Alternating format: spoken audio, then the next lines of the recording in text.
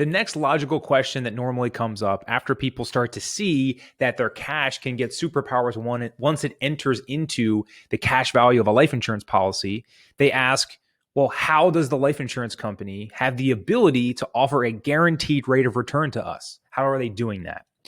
Well, for starters, it's about understanding how the company is structured. So the insurance providers that we work with, the carriers themselves, are what are called mutual insurance companies. And what this means is they are mutually owned by the policyholders. So they are private organizations. They are not stock listed public companies. And they function very similar to a credit union in which we, as the policyholders, get to contribute or to participate in the performance of the insurance company. And so with that being said, the insurance companies that we work with, and we normally focus on the what we call the top four, the big four, which are New York Life, Mass Mutual, Northwest Mutual, and Guardian, among a few others as well. They have historically been able to maximize returns and return a guaranteed rate to us for normally more than 120 years. We have historical records back to the turn of the century about what those returns were and how they've always been able to guarantee that. So with that, they have very, very large reserves. These are extremely successful companies over the past 120 plus years. In addition to that, how they're actually making their money. Of course, they have fees and they have premiums that they're charging their customers. But more importantly, they do make investments as well with the cash that we keep in our sort of company pool, right? That they have their large assets themselves.